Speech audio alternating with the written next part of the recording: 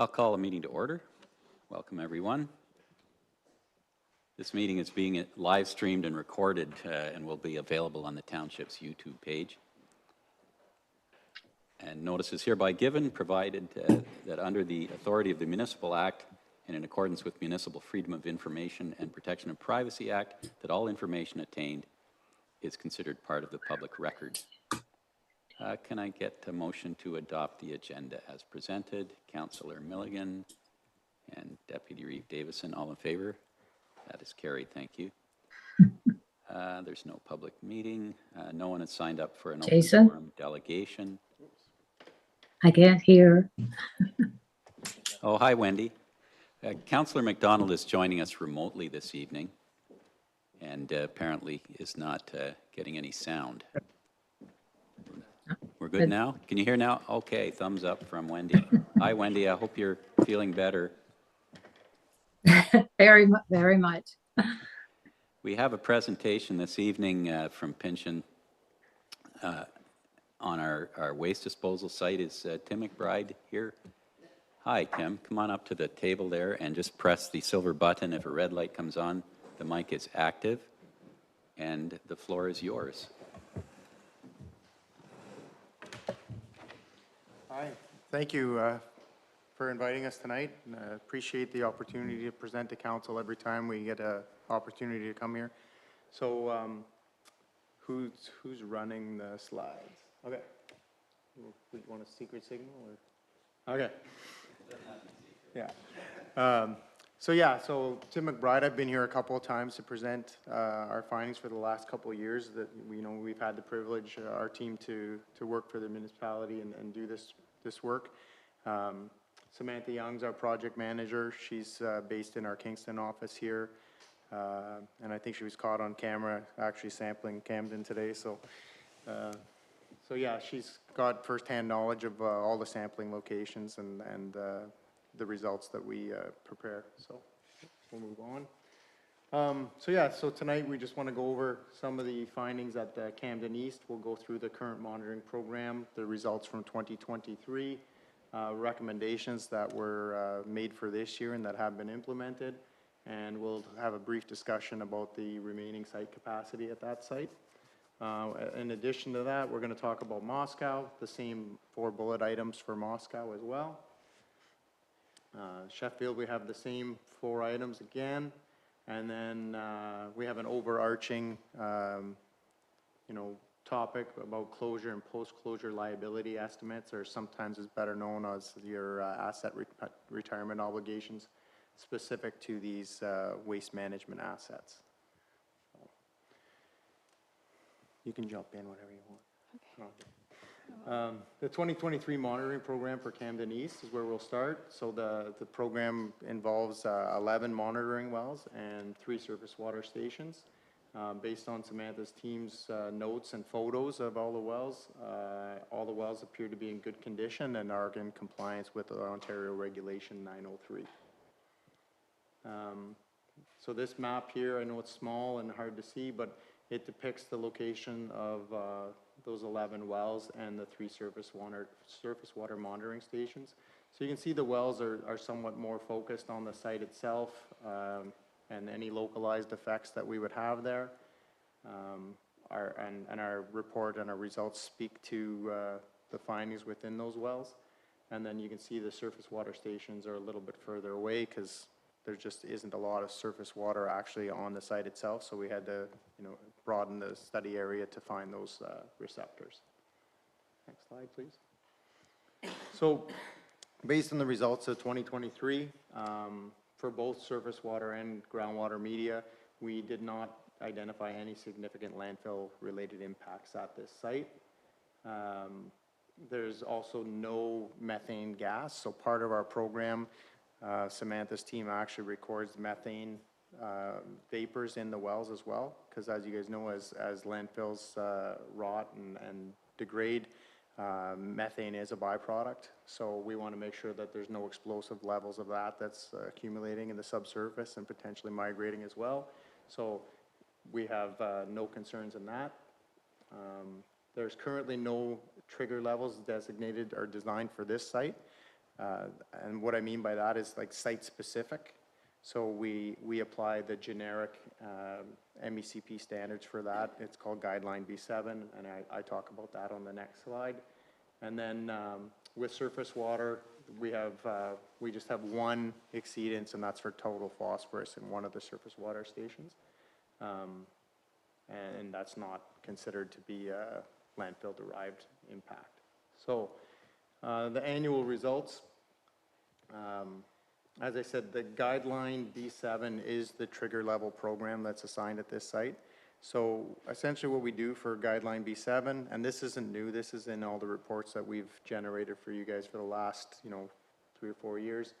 Guideline B7, essentially what it is it's a trigger level monitoring program where we take the drinking water standard, and if it's a health-related parameter, essentially we cut that by 75%. We would only allow you to have like 25% of the drinking water standard if it's a health-related parameter. If it's a non-health related parameter like hardness, for example, or something that's meant to be established for ease of treatment for a system or something like that, we set those numbers at about 50% of the drinking water standard. And the reason for that is if you see concentrations in your perimeter wells or your property line wells that exceed those triggers, it gives you an opportunity to maybe modify your operations on site and fix things before you actually have a true exceedance and you're causing effects off site for somebody that was drinking or something. So it's a very, very conservative approach. I'd love to say that I created it, but I didn't. It's MOE derived. It's from their guideline document that's dated back to 1994. So it's well accepted, and it's actually a standard that they ask all landfills to be work towards. So with those very, very tight standards, you can see there are some exceedances of the trigger level program. We have some chloride, sodium, and boron in the fall event at one well. I believe that well is very, very close to the landfill footprint. So you would expect that. Again, you see some sulfate in both the spring and the fall, or at number 10 and at number 6 again close to the landfill, like the waste deposits. Dissolved organic carbon during the fall, and then iron, and then manganese. So like I said, all of these exceedances are not interpreted to be landfill derived. Either, if we look at the background wells, so the wells that are up gradient of any landfill impact, we see similar readings in those background wells. So again, it's not something that can be attributed to the landfill itself. So for recommendations for 2024, we didn't recommend anything special on this one. We said we just continue on with the program as it was.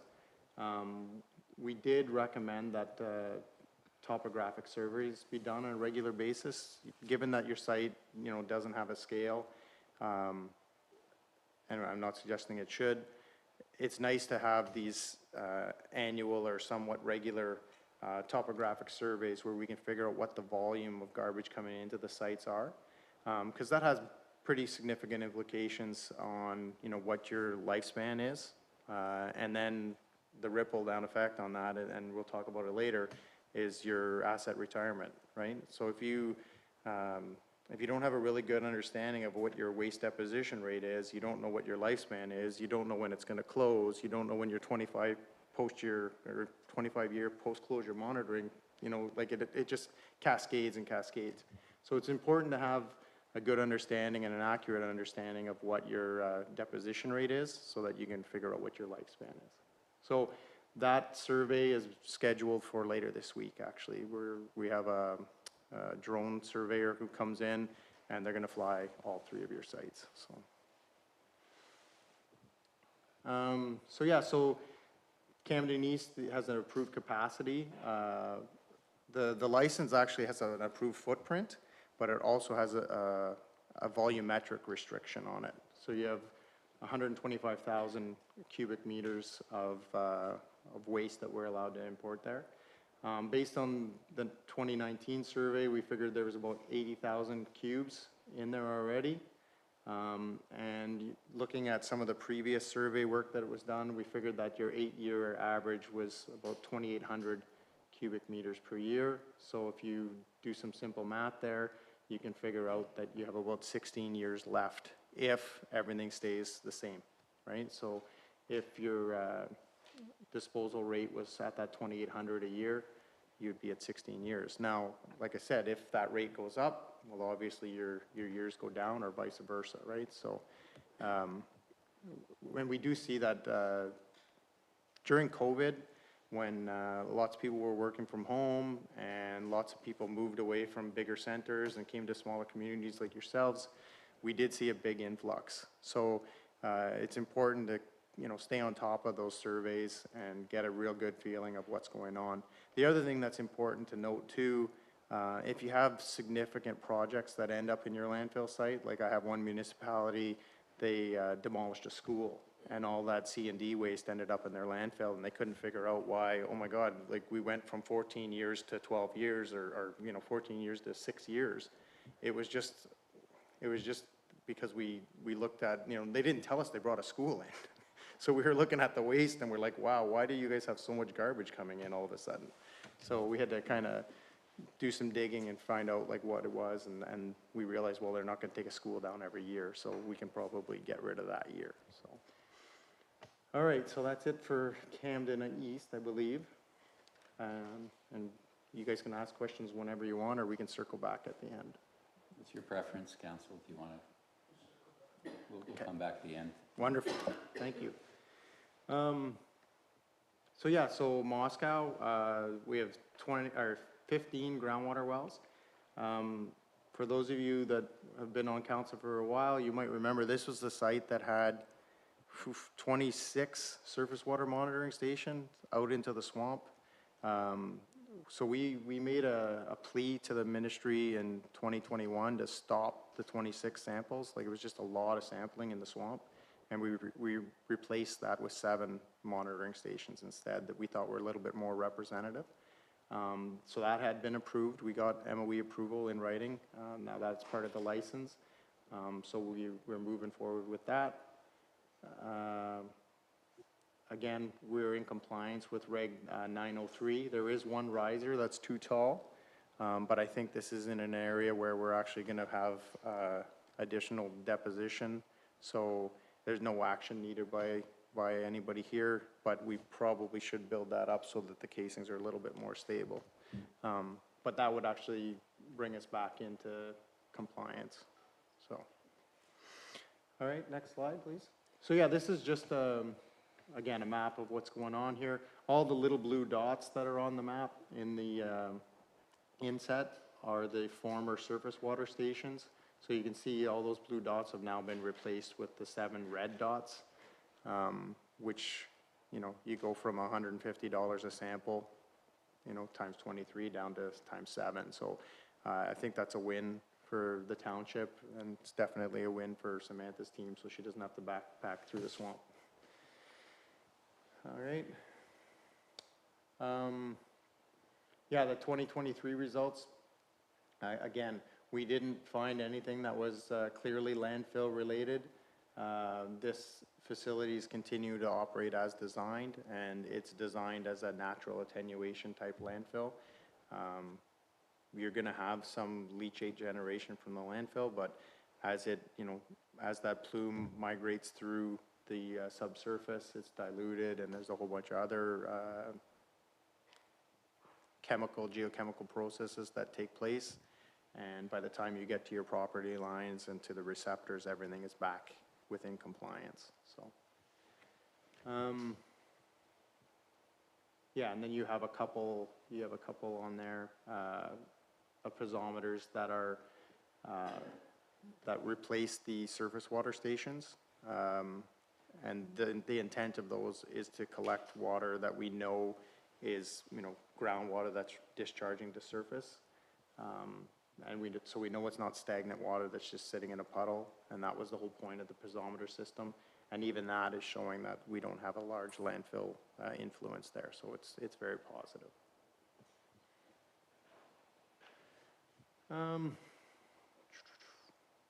So yeah, again, there's nothing here there's nothing that's health related. We have alkalinity exceedances, total dissolved solids, iron, chloride, dissolved organic carbon, and ammonia. Other than that, there's nothing, really significant or surprising there. We wanted to make sure that we compared all the results to drinking water standards, but also surface water standards, just to be extra conservative, just because the landfill is very close to swampy areas or wetland areas. So we wanted to make sure that, both the active and the historic fill areas, with their proximity to those surface water features, that we are, adequately characterizing everything. So with those, with that list of, parameters, we feel like there's not a big landfill impact here, and everything is being properly attenuated before it leaves our property. So. Again, we just said let's keep the status quo. The one well, it says should be reinstalled further east, but I think that's the one we just need to build up around it. So Sam took a look at that today or earlier this week, and you're going back out tomorrow as well. Yeah, I'm gonna be at Moscow tomorrow. So yeah, we'll double check that tomorrow. But I think this one here, rather than reinstalling it and spending all that money to re-drill it, Sam says we can probably just build up around it and save it. And again, we're surveying the site this week as well. So site capacity, this is a little bit larger of a site capacity-wise. We have 129,000 cubic meters. We had about 60,000 cubes in there as of 2019.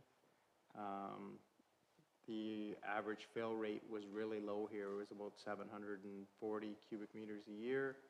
So, again, you doing the simple math doesn't work on this one, right? So if you do the simple math real fast, you'd be like, oh, you have 60,000 cubes left, and if we're only bringing in less than 1,000 a year, well, we should have a 60-year lifespan here. Well, this site, we actually went ahead and did the math for you, that if we ran Camden East to 16 years, well, where's that garbage from Camden East go? Well, now it goes in here, right?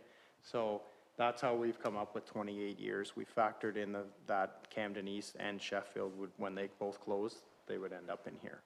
So that's been calculated in for you, but still you have about 28 years worth of lifespan here.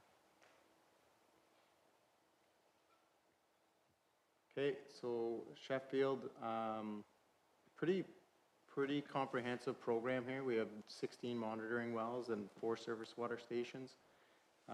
There's a couple wells here. This is nothing new for us. We have a couple that are partially submerged in the down gradient area. There's a large beaver impoundment that I think has been developed after the wells were installed. So there's a couple of wells that are standing in the water. We probably should look to see if we can have the beaver dam or the beaver removed or something like that. Or when you're out there, we'll have to check it again and make sure that it's, the thing that's really important is if Sam ever goes out there and sees that the water level in the well is the same as what she's standing in, then that would indicate we have a problem, right? So right now, I think the water levels in the wells are actually still way below ground level or way below pond level. So it shows that we still have a good seal. But if we get indication that the well seals have been compromised, we'd have to take action for sure.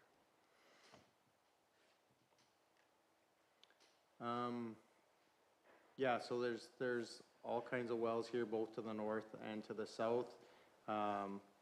Predominant groundwater flow direction is to the east here. So we have good coverage in the entire monitoring of well network. There's no additional wells recommended at this site at this time, so we're good in that regard. Again, we haven't found anything in the groundwater or surface water that would indicate any cause for concern. We also do methane readings at this landfill site. There's no big methane generation here. This site does have a 3-tier contingency plan and trigger level monitoring program. And we haven't seen anything here that triggers a need for concern. So we're okay on this one as well. So yeah, we follow the B7 trigger level program on this one, even though there is a designated contingency plan. And again, on this one here in 1610, the shallow well, we do see some iron and manganese. And then 16D, which is the deep well in this exact same location, we see manganese, alkalinity, total dissolved solids, and dissolved organic carbon. Then when we get to the 1612 nest, we see the inverse. In the deep well, we see DOC, iron and manganese in the deep well, and in the shallow well, we see alkalinity, TDS, DOC, sodium, and manganese. So it may be that the plume is sinking with distance away from the landfill site. It's just something that we'll have to continue to monitor and have Sam's team look at the data and interpret what's going on there with the plume. But again, it doesn't seem like there's anything there that's landfill derived, and there's certainly nothing that's health related that we need to be that concerned about. So yeah, there's the big beaver pond right next to us here. So again, we did the surface water criteria versus both the provincial standards and the Canadian water quality guidelines. We have some iron, we have some total phosphorus and iron, total phosphorus, iron and zinc, and then we have total phosphorus, cadmium and iron. So we're going to pay special attention to the cadmium one this year. I think we had talked about in the spring doing the duplicate at number 4 for the surface water. If we'd missed that in the spring, we can do it in the fall. So, okay. Again, nothing to change for the program here. We would just continue to move forward. For this site, we just want to make sure that we're continuing to meet all the requirements of the license. So there seems to be a lot more conditions in this license than the other ones. So we'll just have to make sure that all of those are being complied with. But I think your operators are doing a pretty good job with the site. The last time I was actually on the site, it was very clean, very well maintained. Waste was being segregated well, that sort of thing. So, and then again, we're doing the survey later this week, and we'll have a good understanding of how much waste we've received at the site since the last survey, and then we can calculate we can update all the waste life estimates, let's call them. Okay. Yeah, so this was this was the smallest of the sites. This 50,000 was the phase 1. We're already past that. The expansion pushed us up to 79,000. Based on the surveys that we have, we take in about 1,400 cubic meters a year. So we have about 19 years left at this site into that expansion cell.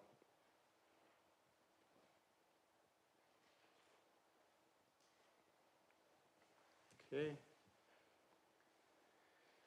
So this is probably the part that the treasurer would love to hear about, but so yeah, our closure and post-closure liability estimates. So we do this in accordance with the public sector accounting 3280 for asset retirement obligations. And what you need to do is, like I said before, you have to know how much waste you have in the site now, what is your permitted volume, how much do you deposit every year so that you can calculate number of years remaining. You have to know how many years of post-closure monitoring are you obligated to do. And then, yeah, you need to figure out what would it cost you to close this landfill? What would it cost you to do the monitoring inspections for the post-closure period of 25 years? And then On top of all that, the Ministry of the Environment issues an inflation rate and a discount rate that you have to apply. So the inflation rate you apply through the operating phase, the discount you're allowed to only apply after the closure. The kicker is the current rate for the discount rate is actually a negative. So if you go back to your grade 9, grade 10 math, when you subtract a negative value, it becomes a positive. So there is no discount. It's actually a second inflation rate. So you have inflation throughout your operating phase, and then you have inflation through your 25-year post-closure period. So that's why the numbers really jump between your 2023 estimate and your 2024 estimate. So I'm hopeful with all the changes we've been seeing in interest rates and stuff like that, that when the ministry publishes their new rates for this year, and we update this, well, hopefully we update this for you guys in 2025 with the new survey stuff we have, that the numbers will be in line, but hopefully they can't get any worse. But yeah, so that's where we're at with this one. As you can see, 2023 was 1.8 million, 2024 is 2.5 million, so the change in liability went up by 600,000, which is not small change. Okay, and, next site, please. So Moscow, same thing. You'll see some of these numbers. You'll recognize them from before, you know, with a fill rate of 737, et cetera, et cetera. So this site here, 1.6 million, and I don't know why that says 2021, that should say 2023. And 2024, it's gone up to essentially 2.6 million. So this was a big jump. So I think the reason that the jump is so significant is, like I said, as you change your waste generation or waste deposition rates, it changes your lifespan, and then that coupled with the interest rates we're dealing with, it just pushes it up. Okay, next one. So yeah, same sort of thing in this one, 1.6 million for last year, 2.2 for this year. And yeah, that's pretty much, it's pretty much the same story. I guess one thing I did forget about is the 25 years of post-closure monitoring. That's standard minimum. And there are things that we could do in that 25-year period that we typically have been pretty successful in doing, like when you get to the stage when you're actually closing a landfill site. Sometimes once you close the landfill site, groundwater doesn't move that fast, so you don't need to necessarily sample every spring and every fall anymore. Like maybe at that point in time, once the site is closed, you'd be able to approach the ministry and say, how about we just do it every fall, right? So that would bring your monitoring costs down, but I can't promise you that, and I can't account for that in these numbers, but those are things that we have been able to do in the past for other municipalities that are at that stage of their life with the asset. And then of course, on the flip side of it, you know, if you wanted to make any of these sites bigger and expand the life, well, the numbers will change again. For one, your footprint would get bigger that you'd have to close, so those costs would go up, but also your lifespan would go up, so you'd be, you know, extending those projections further into the future even, so. Okay, so next slide, please. So this is just a summary. Yeah, so liability estimate for closing the landfills last year was, you know, 5.1 million, and this year is 7.3. So yeah, the change in liability was 2 million.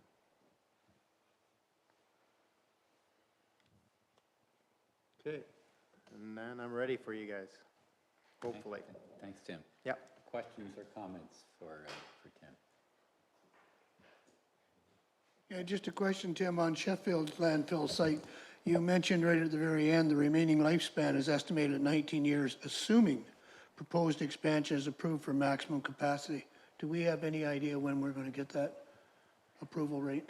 I believe we have it already. Have we? Yeah. Yeah. Yeah. Okay, that's good to hear that. Thank you. Yeah. Anyone else? Yes, go ahead, Councillor Fenn.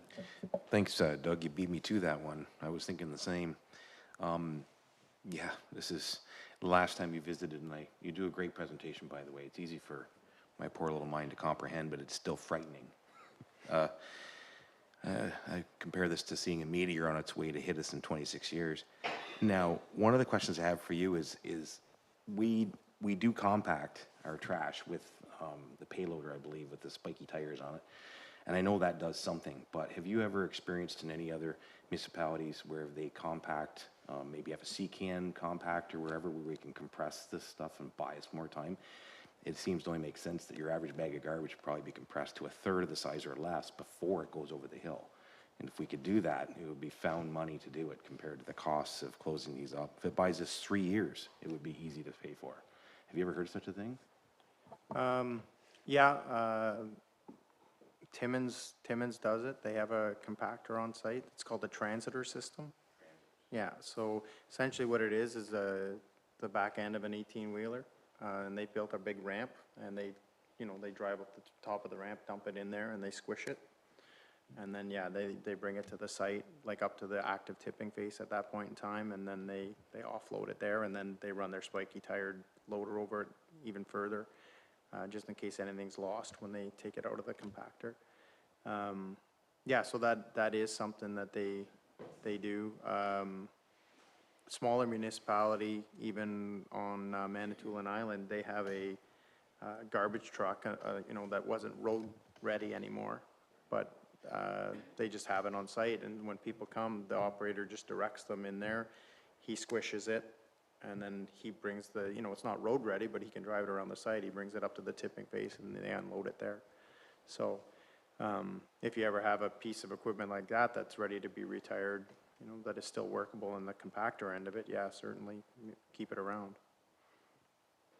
That's great, thank you. Yeah, actually, it's funny you mentioned that. I thought about a garbage truck, but I was not thinking about one that, like you mentioned, that's no longer roadworthy. Stuff like that can be picked up quite cheaply to surplus, and I can only imagine that it's, when you consider the costs associated with this, if we can buy any amount of time at all, it's something we should consider, so thank you for that. Anyone else? I just had a more general question. Your findings at all the sites, when there are exceedances, they're not landfill related. So this is just background environmental contamination, as it were, and we're monitoring that. Is that what I would assume? Yeah, some of them, like, I'm sure if I tested the well water here, I'm sure that I'd find stuff, that's naturally occurring. Lots of areas, lots of wells in this area, have naturally occurring iron, naturally occurring manganese, high hardness, that sort of thing. So, yeah, when Sam and I look at the stuff, we actually, we run a lot of different geochemical analysis, not just the lab work itself, but when we get the results, we'll run what we call trilinear Piper plots, for example, where we do an ion balance. So we can take the leachate well, and we can take the background well, and we plot them. And we can see, how closely do they match. And you can see, like, okay, this is the leachate well over here, and this is our background well, and is there a shift, in, like, we plot all the other wells. And if all the wells are clustered around the background well, well, we know that's what we're seeing, as opposed to, landfill-derived stuff. So we do that just because it's pretty easy to do for us, and it's visual. So that's something we could potentially add to the reports too, if we wanted, as a continuing improvement on our part, so that you guys can see that, and maybe it'll help put some people's mind at ease if that is a concern. Yeah, I think it would. I mean, that's your benchmark, the up gradient water quality, Yeah. that you're measuring everything against. If it's similar to your down gradient, then obviously nothing's being added by the landfill, Yeah. which is fairly remarkable, and it also speaks to our residents' responsible disposal approach. We do have our hazardous waste day every couple of years.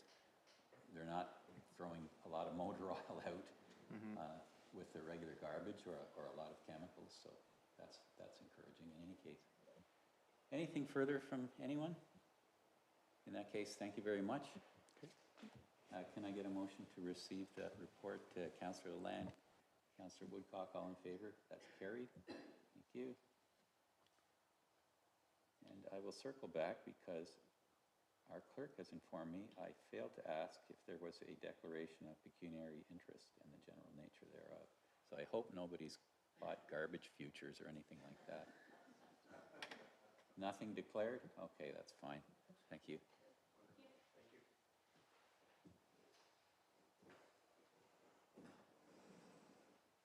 Okay. We have no deputations. Items for consideration, 8.1, uncollectible taxes under Section 354 of the Municipal Act. Recommendation is that council approve taxes totaling $11,791.09 to be written off from the tax roll, plus any related interest and fees, and direct staff to remove these amounts from the tax roll. Can I get that motion on the floor, please? Councillor Milligan, Deputy Reeve Davison, and Treasurer Raymond, are you going to address this, or are we just going to ask for any comments? Just any comments, Yeah. sorry, through you, wise, Yeah. just in case there's any comments Sure. or Yeah. questions. This is fairly straightforward. We do this every year. It's on our own property. Any questions? In that case, all in favor? That is carried. Thank you. And 8.2, proposal to create public pickleball programming at the second floor viewing area of the Recreation Center. The recommendation is that council receive the report entitled Proposal to Create Public Pickleball Programming at the second floor viewing area of the Stone Mills Rec Center, and that council directs staff to implement a winter pickleball pilot program for the 24-25 winter season. Motion to put that on the floor, please. Deputy Reeve Davison, Councillor Bennett, and Chief Building Official Butler. Go ahead.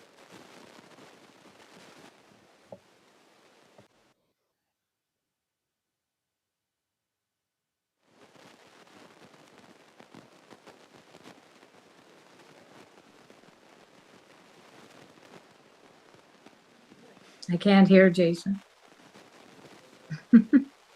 Just testing the mics, just give me a second. There it is. Oh, okay.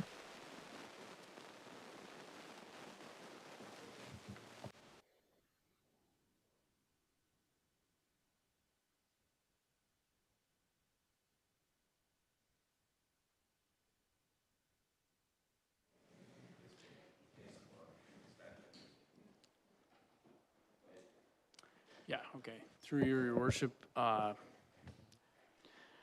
I met September 20th with a group of local pickleball enthusiasts, and I have to apologize that I guess there was some miscommunication during that meeting. Before I could get to this council meeting, I really probably should have had this on the last agenda. You know, they got going on this pilot project that's kind of being proposed and recommended in this report. And yeah, I just kind of want to apologize that obviously there was some miscommunication, and I think maybe some angst and tension that really doesn't need to be there. But anyways, pickleball's kind of unfortunately been kind of something in terms of insurance that I've been wrangling with maybe from the start. Maybe the local pickleball enthusiasts behind me haven't really realized the wrangling that's been going through my mind to try to keep this pickleball programming all in line with our insurers. The second floor viewing area presents a little bit different in the sense that there's only one court and not six. The summer program has really gone well. There's a lot of people that really depend on the arena ice slab, even though I guess sometimes it's hot. But it's a good place to go to play pickleball. I think we're up to 5 sessions a week last summer, and yeah. For those at council that maybe don't understand how it works, the payment, we hired a student last year to sit there that go to all those sessions and take the financial payments or, you know, drop off even memberships. And then kind of set up the pickleball courts. I think for the most part, they stayed set up all summer. And what maybe you don't realize that there's a lot of pickleball programming and like who's going to play who, that gets done not by Still Mills employees, but gets done by, you know, a lot of the folks in the crowd behind me. And I think maybe over the course of a couple of years, they kind of have thought of themselves more as maybe even less local pickleball enthusiasts and more like township volunteers that are kind of like a township employee. And I think that maybe led to some confusion about how, you know, the new program could happen, even though it wasn't even advertised, because, you know, it was being led by, you know, what they thought of as Stone Mills Township employees or volunteers. Anyways, yeah, one of the other things I wanted to kind of go over was that generally speaking, historically, we've just rented facility space. And this is all being kind of led through a thing where they're not just paying for the facility, they want to pay in like almost like membership fees, kind of like a gymnasium would, and have the organization kind of created and monitored by the township, and you know, that's kind of how we've done it, so that it counted, you know, under our insurance because it was a township program, which is kind of different than all the other, you know, whether it's soccer or hockey. And I mean, part of it is, you know, larger municipalities have a lot more employees.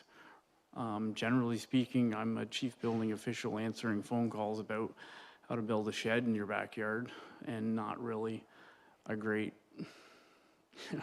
representative, or perhaps my greater interest has been in that field and not in recreation. And I've had other people come to me and talk to me about potentially organizing pickleball on a greater scale. And I've always responded to those suggestions like, I think that's maybe should be in the private hands and not something that me or another township employee at this point in time should be handling. You know, renting facilities, maybe even not even owned by the municipality. And I think that's just part of the greater discussion here tonight. But in the letter that we received as part of all this from the local, you know, I call them pickleball enthusiasts, they raised a couple of good points, actually. One of the points was that there was other programming that maybe have not been looked at through the same scope. One of the things that they talk about is like learn to skate or power skating programs, which are advertised through the township but are limited to, you know, maybe 24 or 30 individual children or adults or whoever that want to go through that program. And actually I've been thinking about it, and maybe that's a good model. You know, we open up, if we're only opening up 3 days a week to pickleball in this one court location, maybe we open it up instead of a pilot program to a call to, you know, the most interested, and first come, first serve. We cap it at however many individuals. Maybe that is a good model, and that it's our program. The only thing is we still probably need to rely on individuals like that behind me to actually organize who plays who in those nights or those days. The other one that they mentioned is actually happy hockey, which I didn't know a lot about. It's definitely a local sort of seniors group that have been playing hockey for many years. And I actually put some phone calls out, like maybe perhaps we need to look into that. Maybe they do need either insurance, or maybe we do need to advertise that program as a township program. And I'm gonna start to, I'll look into that. That's actually a good point that they raised. So yeah, I'm happy to take questions on this if you guys wanna. In the meeting that I had with them, one of the things that they promised me was that it would be, you know, a lot, or it would be the same as the summer, in the sense that it would be open. And and that it would somehow still fit in our insurance sort of needs, is that it would be just structured a lot like the summer, which in the meeting I had a hard time understanding how it would be, because in the summer you can walk in, you can play pickleball. To me, that it should be something different, almost like a cap, for instance, that wasn't discussed in this report. But again, I'm happy to take questions. Questions for Jake? Yes, go ahead, Councillor Milligan.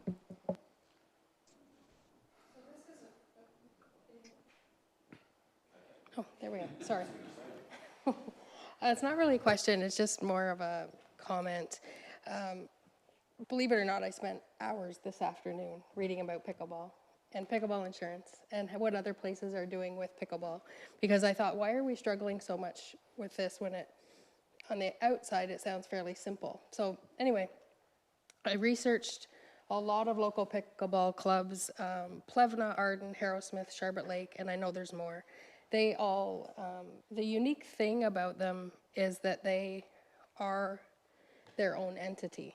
They join Pickleball Ontario, which costs $10 a year per player. Then they also join Pickleball Canada, which is two of the things you have to do to become a pickleball club. And there's about 10 different things you'd have to do as a group to be a sanctioned club. And my thought on that is it would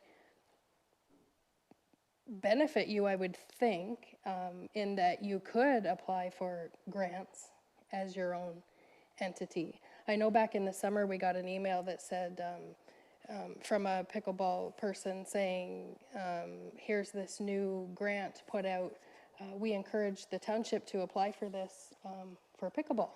But grants don't really work that way. You have to have a plan. You have to say, and I think at that time it was about a structure, like a building. You can't just ask for, a couple $100,000 and they say, here, have fun spending it. You need down to the penny what you're going to do with that money. So if you're your own entity with your own name and your own bank account and your own, structure, you could apply for those things. That doesn't mean the township couldn't help you and maybe support you in that application, but it would just give more clout, I would think, to your group. And then, with some fundraising or community awareness, I think, those kind of things could happen. And again, it wasn't really a question for Mr. Detler. It was more of an observation of, I think it would benefit you if you became something like that, and you would have more opportunities for play and for more people. That's it. Thank you. Anyone else? Yes, Councillor Lalonde. I guess this is for Jake. So the question is, where are we now? Because I know these pickleball individuals are anxious to get back on the court and get going again. So is that something that can be decided here tonight so that come Tuesday morning they can get in there and start playing? What needs to happen, I guess, to ensure that in the interim, I love Sherry's ideas, by the way, but in the interim of something bigger and greater, what needs to be done to get them back on the court? Yeah, through your worship, I really think that my recommendation suggested that, a pilot program go forward using this facility space. The one thing that I have a question about on Tuesday kind of thing is this needs to be, as far as I'm concerned, something that's advertised to the public. And then the public has, if somebody moved here last month and wasn't, introduced to pickleball locally yet, and, wasn't on an email list because they came to pickleball last summer, they could still have an opportunity, to enjoy pickleball in our facility using a public facility, a Stone Mills Township Municipal pickleball program. And that's where I think we have to advertise this and perhaps even, like I said, build a cap on how many people are involved. And then work with the individuals that are in the crowd behind me how this is going to work in terms of scheduling, because I just don't think that we have the municipal staff at this point to be scheduling pickleball games 3 times a week.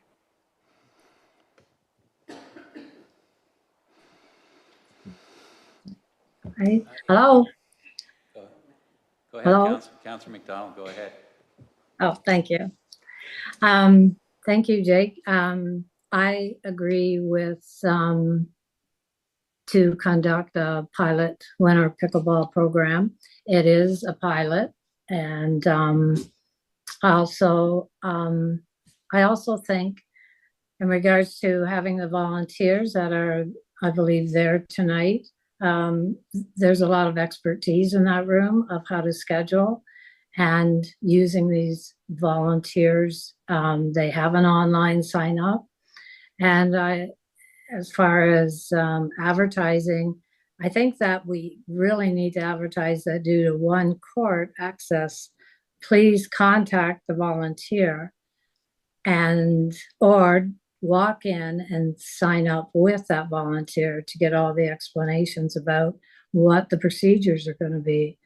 I also think that in order to have this run really smoothly, you really need a short position description, one for the volunteer and one for the staff person. So Jake, you only have to deal with 1 or 2 people. You don't have to deal with 25 or 30 people. And that volunteer just has to deal with you. So I believe you were asking for a motion to conduct a pilot winter pickleball program on the second floor viewing area at the Recreation Center for the 2024-25 winter season. And I would like to put that motion forward. That's already on the floor, Wendy. Oh, okay. Yeah. Well, I'll second it then. But anyway. It's already moved and seconded. We just haven't, Okay. I think we need to expand that a little bit with a little more clarity. Okay. Can I make a motion that to have volunteers a part of this pilot project using using their online sign up for participants wishing to join, as well as accommodating walk-ins? Is that possible? Yeah, that would be an amendment to the existing motion and would have to be with the consent of the movers. And Brandy has a comment in that regard. I would just provide, I guess, a comment regarding the community group's online registration. If that is a municipal program run by the municipality, we do have an obligation to protect personal information such as email addresses, phone numbers, times when people are playing pickleball. That is private information under the Municipal Freedom of Information Act. So I would probably recommend that registrations go through the township. And Okay. I'm wondering also, we're starting to use the term volunteer. My understanding is these are just folks that want to play pickleball. Calling them volunteers implies that they have a function within the township structure. That's a formal definition. I don't believe that's been established. It may also have implications in regard to the insurance issue that Jake has been wrestling with. And I don't know how all this sort of plays out. As Sherry says, it would seem on the surface to be simple, but insurance isn't ever simple. And I don't know how we can sort of define it all in a motion this evening. The motion is fairly simple as it stands. It's to implement a winter pickleball pilot program for this season. The details of that are something that Jake, as our staff person, and the people who want to play pickleball still have to work out, if I'm understanding the situation correctly. Did you have a comment, Councillor Milligan? Maybe I'm making it more complicated. But if, let's say they were their own entity and they just rented 2 hours of the space, then no township employee or anybody has to do anything, right? Is that not? But then they have to pay insurance. Right. Is that not correct, Jake? Give us the insurance lowdown here so that we're clear on this. Yeah, it's well, in one sense, it should be pretty cut and dried, but then you get into the nuance. So, I mean, public skating is the one that I always come back to. You walk in, and our public skating is a little unique. Generally speaking, you got to pay a fee, but we always get a sponsor, and so it is actually free, even though you maybe don't realize that you needed to pay. Like somebody already paid when you walk in the door, but it is, it's a public program, led by the municipality, and your insurance covers you. Another example of where insurance is covering you, a child wanders onto a playground anywhere across Stone Mills Township, and they're playing on the structures. Obviously, they're being covered. It's a township facility that's not an organized.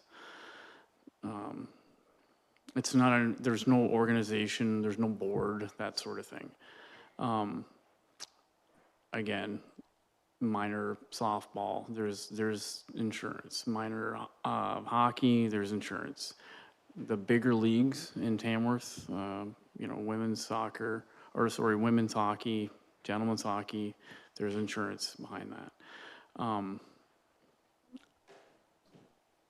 And like in discussions in the past with insurance providers, and it happens, I mean, they were in probably in the fall, last fall or last spring, and had other talk, because insurance questions come up all the time in municipalities. And one of the things they kept going to, like, if it's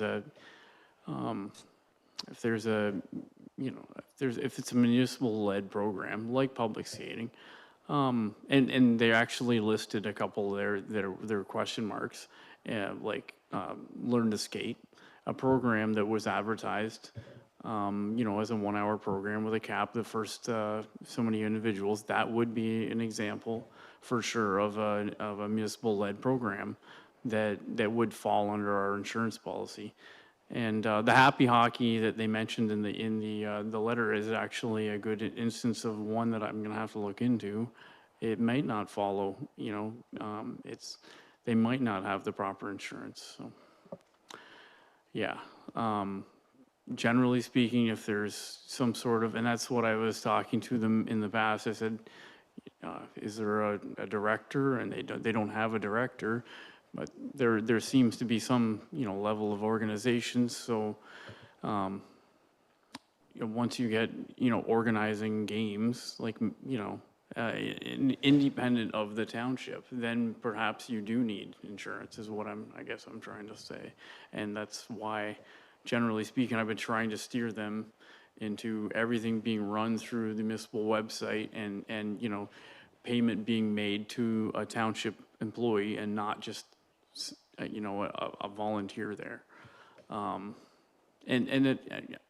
Through this whole process, we've in 2023 and 2024, the summer months, we have had an employee on site during the games, even though a lot of the games organization, you got 6 courts going at once, was led by the individuals in the crowd behind me. And yeah, it's been a little bit different than, minor hockey or minor baseball, in the sense that we just rent the facility. We don't, generally speaking, get into the organization of the games and who's playing on what nights and who's the referee and that sort of thing. So. Deputy Reeve Davison. Yeah, I'm beginning to think that we're making a mountain out of a molehill, to be quite honest with you. It's worked well in the summer, the program. All we're talking about is a limited program, a smaller program. The township does not need to be into scheduling and doing all that stuff. We don't need to be doing that. We need to let the group schedule their own, just the same as they did in the summer. I don't understand why we want to make it a bigger thing. I mean, correct me if I'm wrong, but I think we should try the pilot program. If there's issues, we'll work them out and see how it goes. Let's hear from the CEO and then you, Rob. I just want to kind of remove pickleball from the discussion for a moment and just talk about conceptually, are we, as staff, are we getting direction, I guess, to some degree from council that through a program like this and the desire for an individual group to have access to township facilities and then staff time, is that a service that we want to start providing to all comers? Because part of my concern is that we are making a bit of a policy shift here from what we've traditionally done to next week, if we have the local Dungeons and Dragons group wanting to use our facility and for us to accept fees, and that we will now be obligated to do that because we are kind of setting a new direction for the kinds of services that we provide out of our facilities, stag and does, breakfasts, what have you. We're going to take a more active role in running more and more of these community events, which will have a cumulative effect on staff time and resources. Just a piece of consideration. Councillor Fenwick. Yeah, Jake, so just to clarify this, and we've spoke about this before, and I think I'm clear, but let's be sure. So as you mentioned, you come on to public skating. You're not signing up, you just show up. There's space for everybody, and you go, and you go. There's nothing to it. As soon as it becomes an organized event, and you have a space that you are booking, per se, for your person, then that is where you cross the line and you cross the threshold into an organized event, and therefore the insurance that the township offers in a blanket policy does not maybe potentially cover that. Now, I've played happy hockey. I recall just going and throwing a couple bucks in or something and away you go. I don't remember having to tell anybody who's even going. I'm curious about how does this work? So we got ball, we got soccer, we've got different events that we have that are organized. And I know that they are not run by the township. We just provide the venue and some support through broadcasting it, social media, et cetera, website, and just promotion. But we don't get deeply involved in the actual function, which I think is healthy for the township when it comes to limited staff and so on, resources. But what do we do when it comes to our kayak and canoe program? How does that work? Because we know they have to sign up, they have to give a name, and we do have township employees out there with it. And I think it's a wonderful program. But how do we handle that differently? It doesn't have a venue per se because we're out in the lake, but how does that function differently? Because it's the only thing that we would truly be involved in recreation where we do actually run it. Is that correct? Yeah. Yeah, through your worship, thanks for that question, Councillor Fenwick. Yeah, the Canoe and Kayak Club, or Canoe and Kayak program is definitely, like you said, kind of unique, somewhat unique in the sense that we, again, all the payments and all the advertising run through the municipality. We have municipal staff overseeing the whole thing and organizing the whole thing. So yeah, it's all, insured through the municipality, even though it's maybe, in the great outdoors, in Crown land, that sort of thing, right? So one of the things that you touched on was I don't think a one-time thing would be something that would require. But I mean, as soon as you start scheduling things, repetitive in nature through the week, again I mean, maybe the more I keep sitting here and talking about it, maybe we just want to have our insurers come in and have a talk again. Now and then they do come and do this, and then instead of firing questions at me, you can fire questions at our insurer, right? So, anyways. Yeah, I think that's a great idea. I mean, that, like you said, you're not a lawyer. You're not the insurer. It would be good to know what we do. And if we do come across something, as you mentioned with the happy hockey, it's nice to know what we do and don't have coverage for it before we find it the wrong way. Yeah. With the good almighty tax dollar at the helm.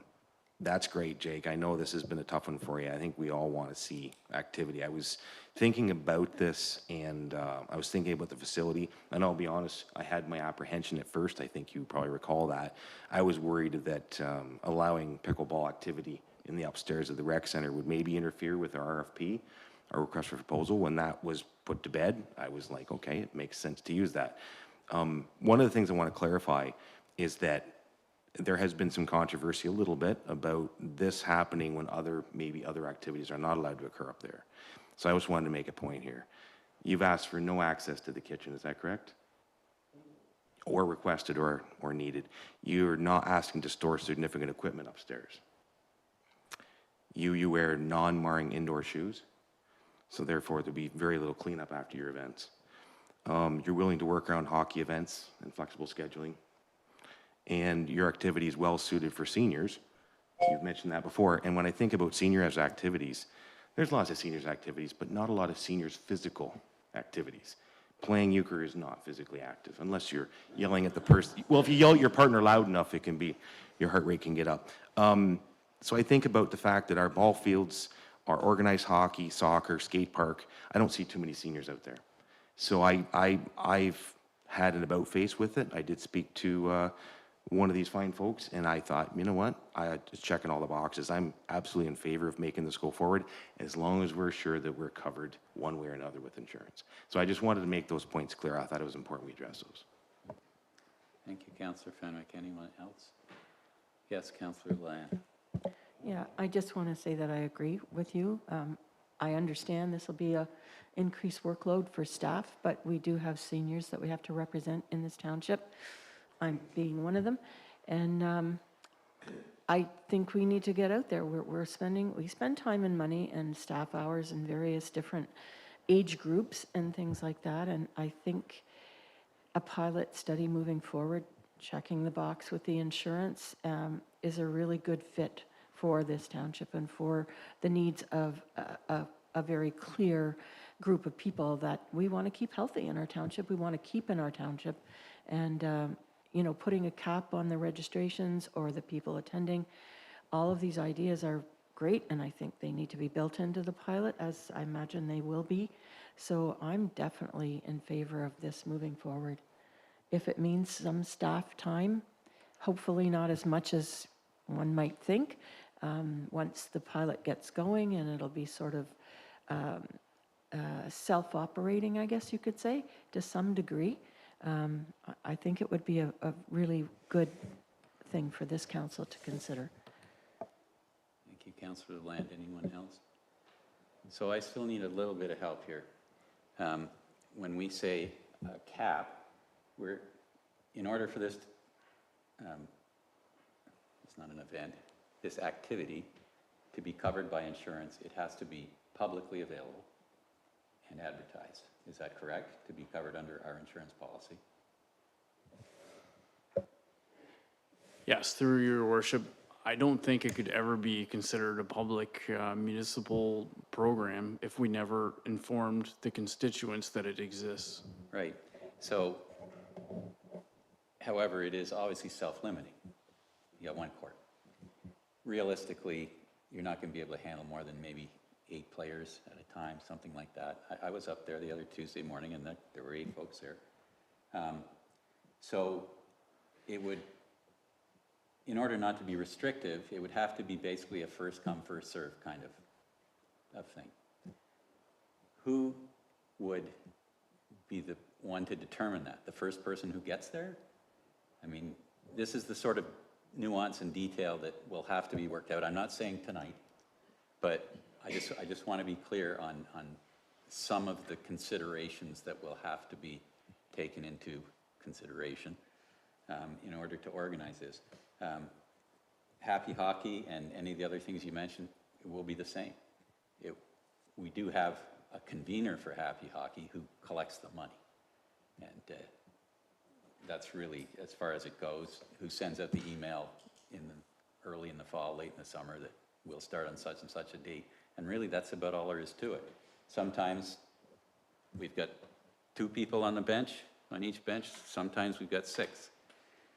I don't think we've ever had a situation where there were too many, but if we start advertising it on our website and word gets around, we might have 30 or 40 people show up to play Happy Hockey. Basically, they'll show up all at the same time. It might be a little bit testy who decides who gets to play. So I don't know if it'll be the same demand for pickleball, but we'll have to see what happens. We've got a motion on the floor. If there's nothing further, I'm assuming that the fairly general nature of this motion will leave enough wiggle room for Jake and the group to work out parameters, to find out about the insurance coverage. I will say one thing, though, about staff time. Right now on Tuesday morning, Al Fenwick's already at the arena. He's there partly because of Happy Hockey and partly because he does ice maintenance and so on. I'm not sure how many mornings per week we're talking about, but if Al has to make a trip up there and sit there for 2 hours just for pickleball, we're talking fairly expensive staff time for basically sitting on his butt, for opening the door and closing it again. We have to think about that if we start getting requests for other programming. What we have never yet done, despite talking about it, is establish a recreation committee to deal with stuff like this and decide how much do we want to get into recreation in the township.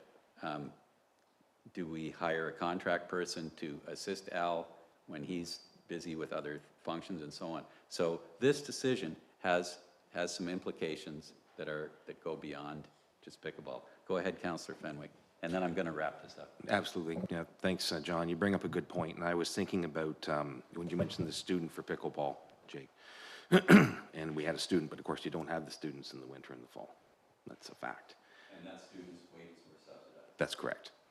And then I'm not sure, I think about, okay, what about our other organized sports, like baseball, for example?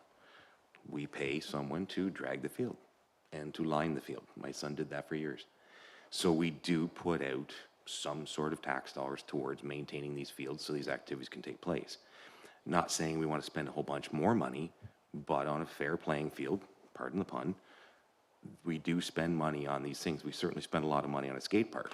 And at some point down the road, it will be maintained, it will have things done to it, be sealed, and so on and so on. So this sort of thing continues. I'm wondering if, I'm hoping that Jake can work something out with these fine folks and they come to some sort of a conclusion, but we do spend funds on these other things as well, here and there. It's just one of those things we got to work out, so thank you for that. The other thing too is, and I just wanted to make this point, where did I have here? Sorry, I made a lot of notes. I really want this to go ahead. I think we all do. Where's it? Oh, we need to be coherent of the spectators in the rec center. They are, a lot of them are repeat buyers, we'll call it. They've had kids in hockey for years. And when they're there watching their kids, they're not going to be accustomed out of the gate to having a pickleball game going on behind them. And I'm sure these fine folks aren't into the swearing at each other or anything like that, or fisticuffs. maybe so, I don't know. But I do know that there will be grunts and groans and noises, no different than the rest of us when we're trying to tie our shoes in the morning. So we should probably be cognizant of them and maybe have Al pop up from time to time and let everybody know that this is going to be going on if we do go forward, because the last thing we want to do is just not take their concerns into account, and that's all. And I thought about how this would look. I think it's great. I think you may see some participation from those folks. They may say, this is a fantastic thing. I'm going to take this up later. I know I probably would. But at the same time, some people may be a little perturbed. So we should just be aware, that's all. Go ahead, Jake. Yeah, just for Councillor Fenwick's, I mean, generally the times that the pickleballers have, like, kind of, or were times that I kind of almost told them, these are the ones that there wouldn't be that conflict between people sitting in the crowd trying to watch their kids or whatever, and then the pickleballers going on. I mean, the times were selected so that there wouldn't be that crossover. There may be crossover with Happy Hockey, but Reeve-wise. We don't get a crowd. Yeah, so there wouldn't be any, there, 3 weekday mornings that they had selected as their pilot program, Councillor Fenwick. Okay, just in response to that, I was talking to Al, and I knew that we were successful in renting a lot of ice time to neighboring municipalities, which is great news for the ratepayer and for the use of facility. So I wasn't sure if maybe that was going to be cross. Okay, that's great news. Thank you. Yeah, I'm going to wrap this now. Did you have something pertinent at this point, Councillor Land? So when you join Broomball, for example, there's an advertisement, it goes out, people register, they are put on a team, and that's it. There are no walk-ins to Broomball. Nobody somebody says, oh, somebody's playing Broomball Thursday night.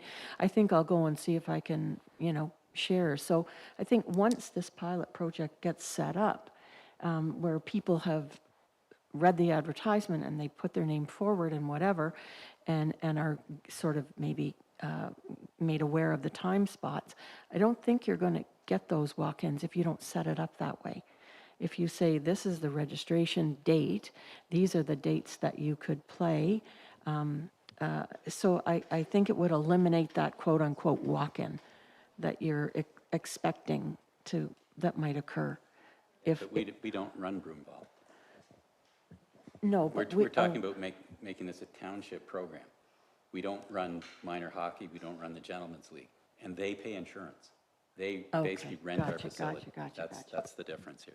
Okay, I'm going to call a question. We have the motion on the floor. All in favor? That's carried. Thank you. Thanks very much, Jake.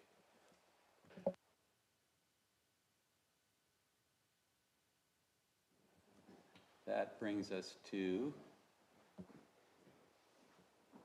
our consent agenda, I believe. That kind of lost my place. Is that where I'm at, Randy? Yeah. Yeah, so we've got our consent agenda. Is there anything anyone wants to pull out of the consent agenda to discuss separately before we move on the, yes, Councillor Woodcock. I would just like to maybe hear from you a little bit about the high-density social housing partnership idea, if you have, with the county one. Okay, anything else anyone wants to pull out? I think I would like to see the OPP building statement pulled out because it's ballooned to a grotesque number. Anything else? Okay. Do you want a motion for the rest of the consent agenda first? Yes. Okay, can I get a motion to receive the other items on the consent agenda? Councillor Milligan, Councillor Lalonde, all in favor? That's carried.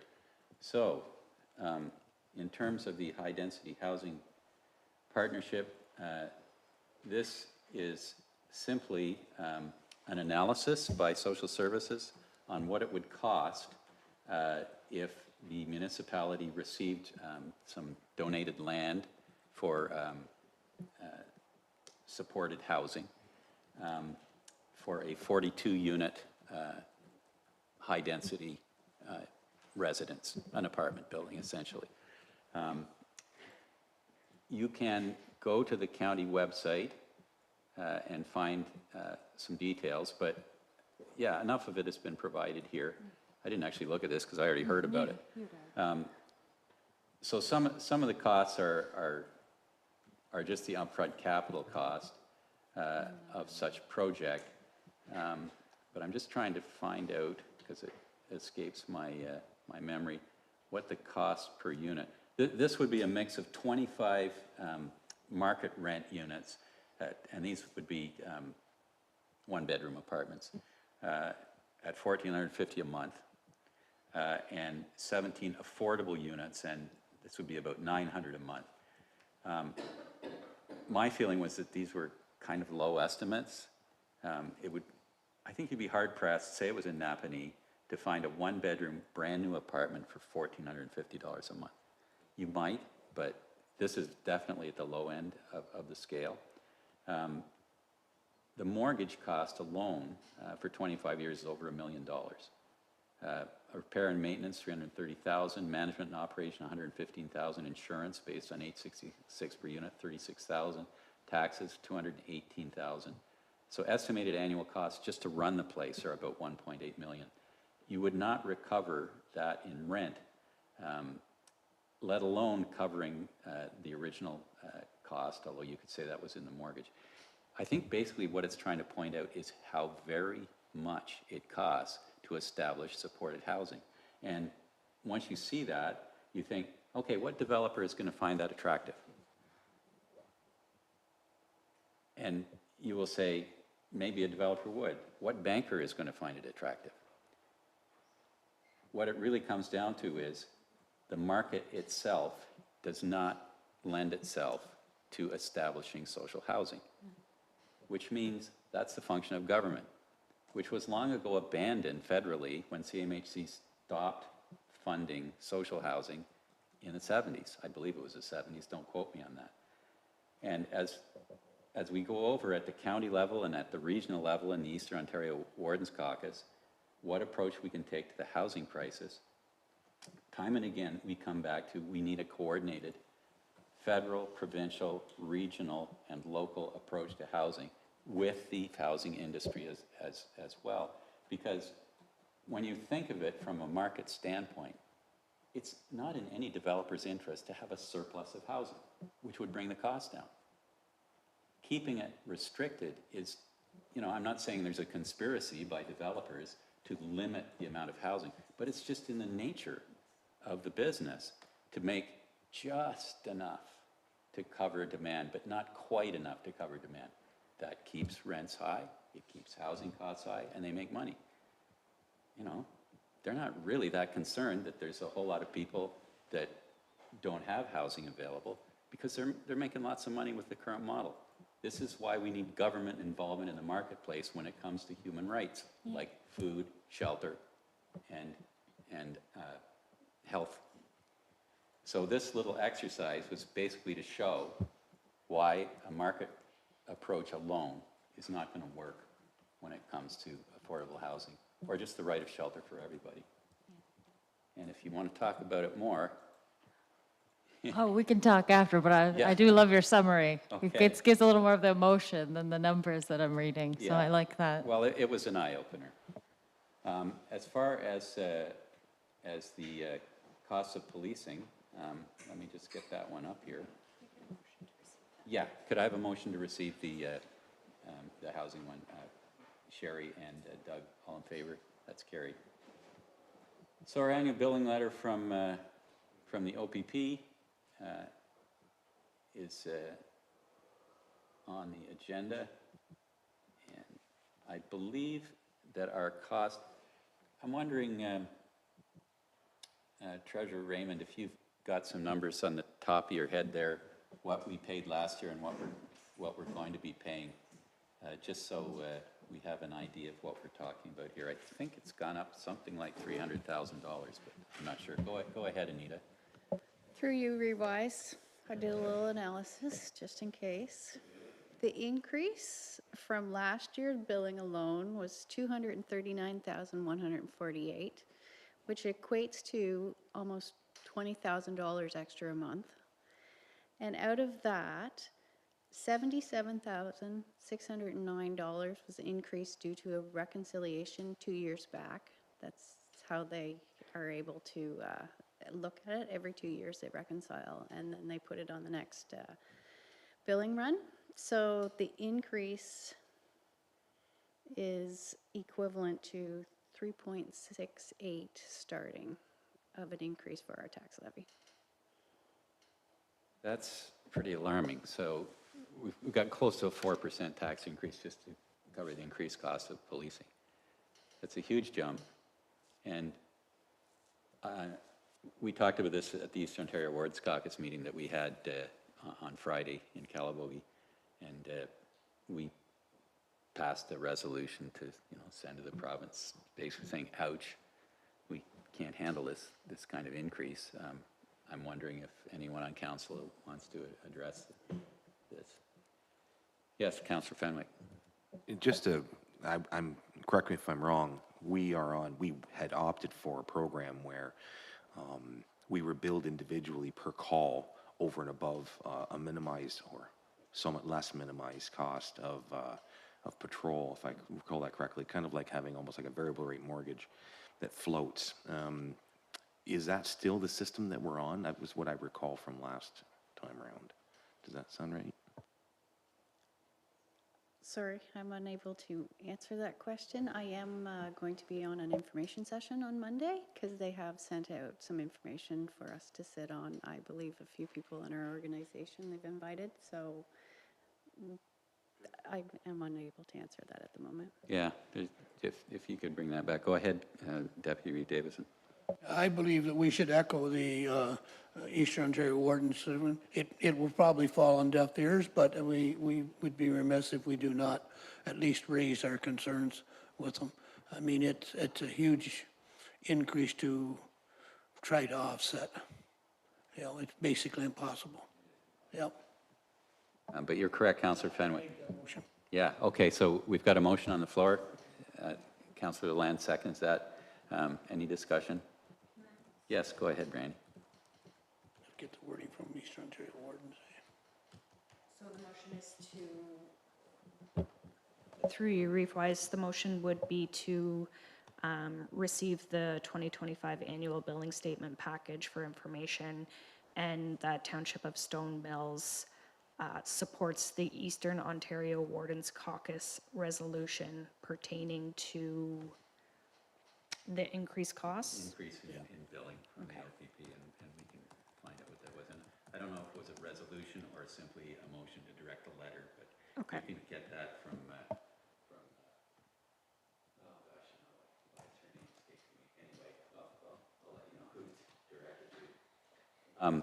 But just to your point, Rob, we did have a different billing model in the past, which was basically a package deal. Here's what you get, and you get an unlimited number of calls, but it came at a cost. So we went to this bill for service kind of thing with a base fit in, as you suggest, and that's what we're on now.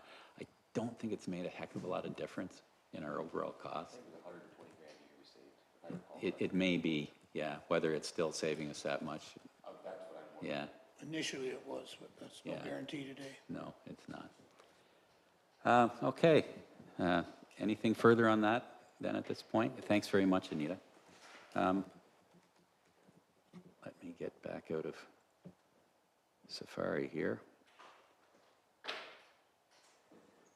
So we have a whole bunch.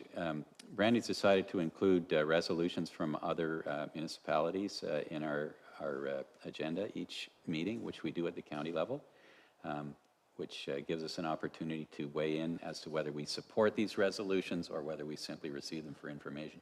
Is there anything anyone wants to pull out of this list of resolutions? Yes. That was included in the consent. Oh, it was. We should have pulled that out. If you want to pull that out, I can include it in the minutes. Yeah, was there one you wanted to address? Yeah, I didn't want to go all over the place, but No, go ahead. I do really like this addition. I think it's really interesting to see what other people are talking about, especially I really like the Hastings one on sustainable infrastructure.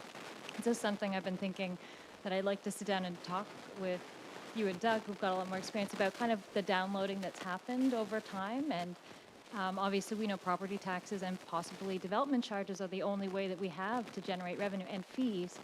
And with the downloading and downloading and downloading and the affordability crisis of everything, like there needs to be some re-uploading or some fair share, because we can't continue to pay for all these infrastructure on just residential tax base. It's really impossible for communities of our size. So I really liked that one, and I just also really like the addition of this to the agenda. Thank you, Brandy, because again, it's good to see the conversations I'm ecstatic that other people are having and on what issues, because I mean, we all have perspectives we bring, and it's just nice to see other ideas that we may be able to piggyback or support. So I like it a lot.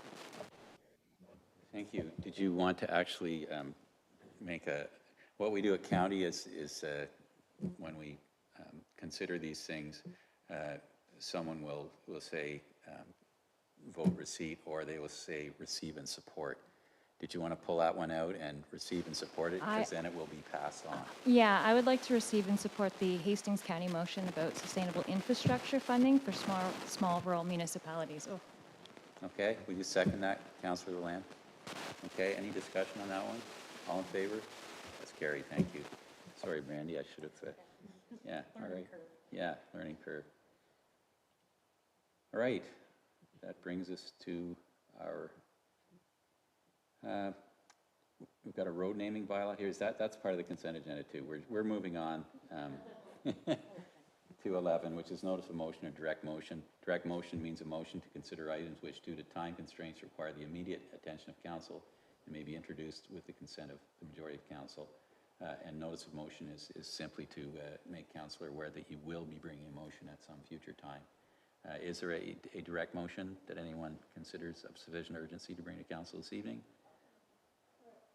maybe on notice of motion, which I've never done, so let me give it a Okay, try. then if there's no direct motion, anyone have a notice of motion? Yeah, and this is something I thought about bringing last council meeting, but I don't know if I have it fully formed. Maybe it doesn't have to be, but just the, going back to farmland protection, the idea of maybe having a farmland protection policy committee that could be made up of members of council and people of the public, like a member of the OFA, NFU, et cetera, farming community, to try and bring minds together to look at a way of moving this policy forward. Just thought it might be a way of, I think, we're smart when we work together with more minds. So that's something I want to bring, but I also didn't want to bring it without people having the time to think about it. So, The notice of motion is? Yeah, Yes, and I so- know you did message me about that, and I'm still thinking about it. so now you've got more time to think about it. I just Okay. wanted to not. Yeah, for sure. Yeah. Yes, go ahead, Randy. Through you, Reeve-Wise, can I just provide clarity on intent of notice of motion? Please. So notice of motion is provided when the intent is to bring a formulated motion to the following council meeting. So if you are providing notice that you're bringing a motion to the next council meeting to direct staff to look at establishing a farmland protection policy committee, we could put that on there. Or if that's just an idea that you want to share for council's consideration, then I wouldn't include it under a notice of motion in the minutes. So you can't do a notice of motion. You can, I just wouldn't include it on the next agenda. Thank you.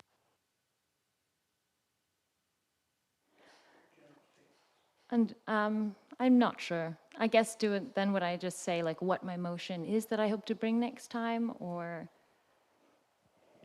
Yes, so in the minutes, I can include that you intend to bring it back, and I would ask that you have the motion, the drafted motion to me. I believe it's a day or two before the publishing of the agenda. Okay, that sounds good. Okay, anything further under that section? Number 12 is announcements. That's like statements by members that we've had before. Anyone have? Yes, Councillor Milligan. I was just going to mention that I attended the Newburgh United Church last Wednesday evening. Councillor Lalonde was there. I don't know if anyone else was. Jane Philpott was there talking about healthcare and some of her ideas for how we could fix things. And I was hoping to have my book finished, her book, but I don't. But when I'm done, anybody's welcome to read it. It was very interesting. So just thought I'd share that. Yes, Councillor Lalonde. Along that note, it was just announced today that she's been hired by the provincial government to run, I think, a steering committee to look at how to make, moving forward, that everyone in Ontario would have a doctor. It was interesting at the session that Cherry and I attended that she compared it to public schools and how every student in public school has a school to go to. So if they move from BC to Centreville, as soon as they move in, they're told by the school board where their school is and who their teacher is and whatever. And she said there are some provinces, but most specifically she has highlighted Scandinavia and the UK and said that they have models exactly like that. So if you move from BC to Centreville, you're automatically assigned a doctor as soon as you come into the area and buy your house or whatever. And so she was going to be looking at those models, I believe, to see how they would fit in with our current situation. Thank you, Councillor Woodcock. Yeah, thanks for sharing that. I couldn't attend that evening, but also to let everyone know you can watch it either on YouTube or Facebook. If you look up United Church and Jane Philpott, the talk is there. Thank you for that. Anyone else? I will add that I sit on the Ontario Health Team Transitional Leadership Collaborative, which is a mouthful, which is tasked with designing a way of organizing all levels of healthcare. I sit on it as the warden of the county because we do offer health services in long-term care and also our community paramedicine program, which is only 2 or 3 years old, and it checks on single people who, perhaps older people who have health issues. But I listened to a presentation by Mike Nolan, who's Chief of paramedicine in Renfrew County. Renfrew County was faced with the closure of the emergency department at the Arnprior Hospital at some point in the last couple of years. And sort of at the last minute, he heard about this and he said, how about if I send a couple of paramedics just to do triage? Because it was a staffing issue. And they sort of said, okay, we'll try that. Well, now the paramedic service in Renfrew County is deeply embedded in the emergency departments, in all the traditional things they do, like go to people's homes and so on and so forth. They're keeping people out of the emergency department. The wait times are down. The numbers, because the numbers have decreased, because people are being dealt with in their homes or in other service locations. The details of it escape me. I'm still digesting it, but it was an aggressive and cooperative model, if I can call it that, which is involved in many aspects of healthcare in that county. It was a very impressive presentation of about 20 minutes. I'm going to try to get him to come and address either county council or the Ontario Health Team or both at some point, because I think it's a unique and possibly very valuable approach to one of the many problems that we have in healthcare. Okay, that is our announcement. We have no closed meeting. I need someone to move our confirmation bylaw, that bylaw 2024, to confirm the proceedings of the Council of Stone Mills Township be enacted and passed, and the Reeve and clerk be authorized to sign and seal. Councillor Milligan, Deputy Reeve Davison, all in favor? That's carried. Who wants to be the adjourner? Councillor Land and Councillor Woodcock, all in favor? That's carried. Thank you very much, and thank you, Councillor McDonald. I hope you're doing okay.